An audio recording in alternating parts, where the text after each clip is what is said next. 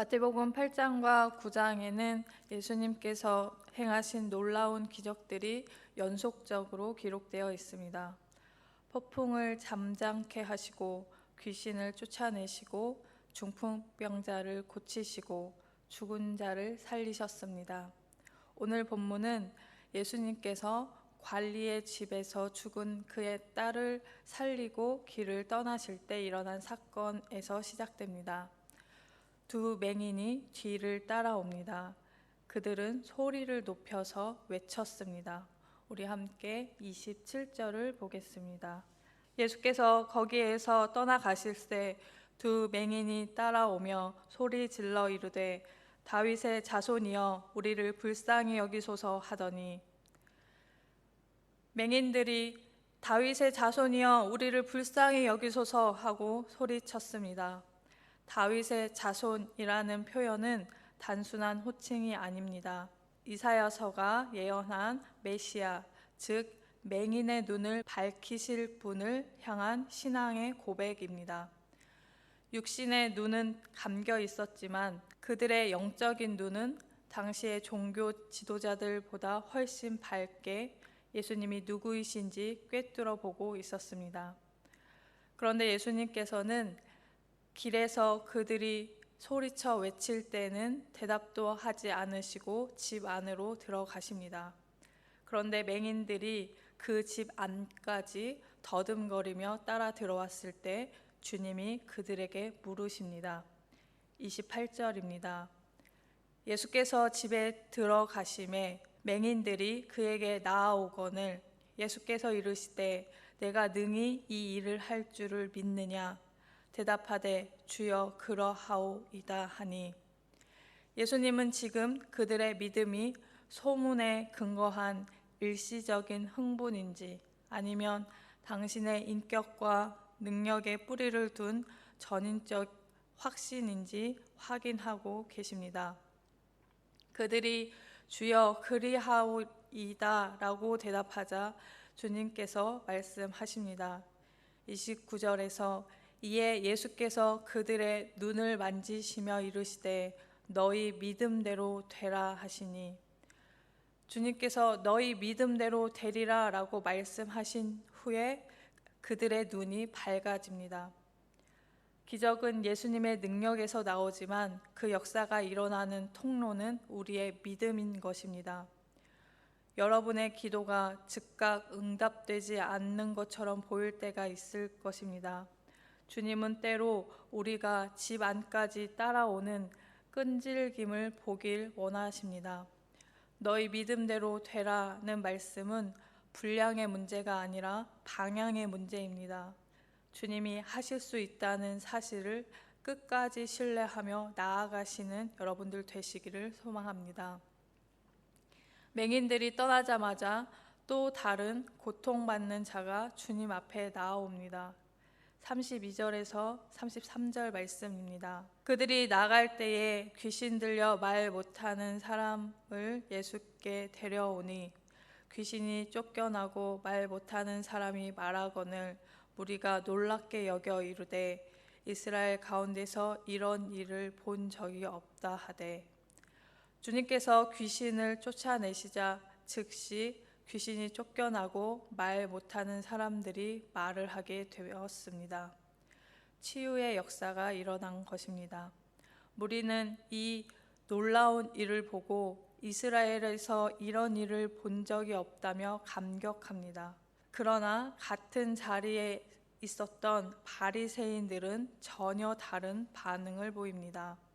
34절입니다. 바리새인들은 이르되 그가 귀신의 왕을 의지하여 귀신을 쫓아낸다 하더라. 바리새인들의 비극이 시작되고 있습니다.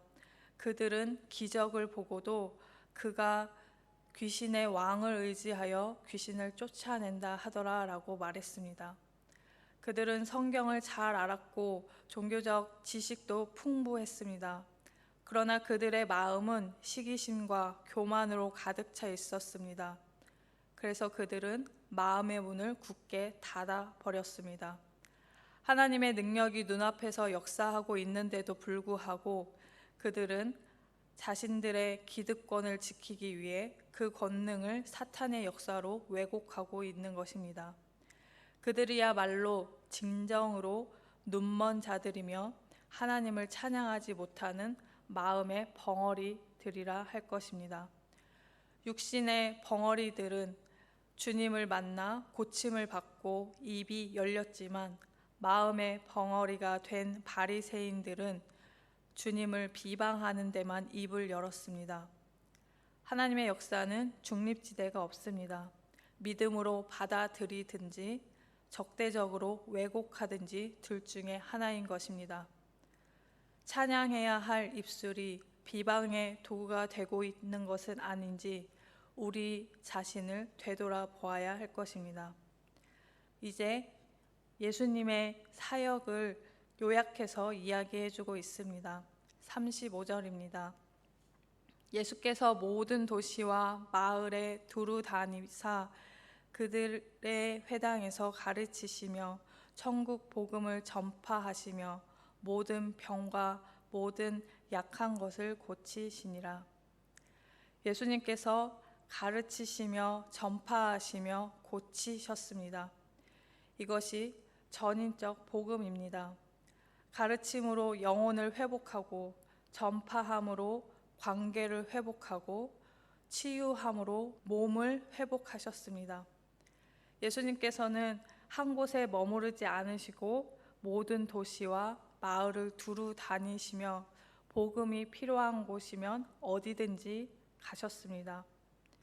이 거대한 사역의 움직임의 근본적인 동기는 36절에 나옵니다.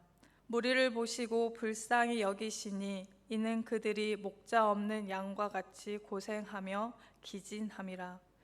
여기에서 불쌍히 여기다에 해당하는 헬라어는 에스플랑크니스데라고 하는데 이것은 단순히 가엾네라고 생각하는 수준이 아닙니다. 이것은 창자를 의미하는 단어에서 나왔습니다. 유대인들은 창자에 감정이 담겨 있다고 믿었습니다. 창자가 끊어지는 듯한 아픔, 몸 안에 장기가 뒤틀리는 듯한 격심한 동정심을 뜻하는 단어입니다. 백성들이 목자 없는 양과 같이 고생하며 기진함이라 라는 사실을 보셨기 때문에 예수님은 아파하셨습니다. 여기에서 고생하며 라는 단어는 가죽을 벗기다, 칼로 썰다는 의미입니다. 이것은 극심한 학대를 받는 상태를 나타내고 있습니다. 그리고 기진함이라는 단어는 강제로 집어 던져진 방치된 상태를 의미합니다. 당시의 종교 지도자들은 그들에게 율법의 짐만 지웠지 아무도 백성들의 아픔을 돌보지 않았습니다. 주님은 그 방황하는 영혼들을 보며 자신의 배가 뒤틀리는 고통을 느끼셨던 것입니다. 그리고 이제 제자들에게 말씀하십니다. 마지막으로 37절에서 38절을 함께 읽겠습니다. 이에 제자들에게 이르시되 추수할 것은 많되 일꾼이 적으니 그러므로 추수하는 주인에게 청하여 추수할 일꾼들을 보내소서 하라 하시니라. 예수님은 고통받는 무리를 보시고 불쌍히 여기셨고 그래서 일꾼을 보내달라고 기도하라고 제자들에게 명령하십니다. 예수님의 눈에는 고생하며 기진한 양떼들이 있는 것과 동시에 거두어야 할 풍성한 추수밭으로 세상을 보셨습니다. 긍휼을 본 사람은 반드시 사명으로 나아가게 되어 있습니다. 오늘 말씀을 통해서 예수님은 믿음으로 나아오는 자의 눈을 뜨게 하시는 메시아이심을 우리는 보았습니다. 우리 모두가 영적인 소경입니다. 그러나 다윗의 자손이여 불쌍히 여기소서라고 부르짖을 때, 끊임없이 매달리고 소리 지를 때 주님은 우리의 눈을 여시고 완전히 새로운 세계로 인도해 주실 것입니다. 그리고 예수님은 사탄의 권세를 무너뜨리시는 메시아이십니다. 귀신을 쫓아내고 벙어리의 입을 여심으로 하나님의 나라가 이미 임했음을 증명해 주셨습니다. 우리는 이미 승리가 선포된 이 시대를 살아가고 있다는 것을 기억하시기 바랍니다. 또한 예수님은 목자의 마음으로 일꾼을 부르시는 메시아이십니다. 주님은 우리를 불쌍히 여기셔서 회복시키시고 이제 우리를 추수의 일꾼으로 부르십니다. 추수할 일꾼은 특별한 능력을 가진 사람이 아닙니다. 주님의 그 아픈 마음을 내 마음으로 옮겨 담은 사람, 그 사람이 바로 주님이 찾으시는 일꾼입니다. 일꾼을 위해 기도하라고 하신 주님, 우리를 주님이 추수의 일꾼으로 부르셨습니다. 우리 안에 주님의 그 긍휼하신 마음을 품으시는 주님의 사람들 되시기를 소망합니다.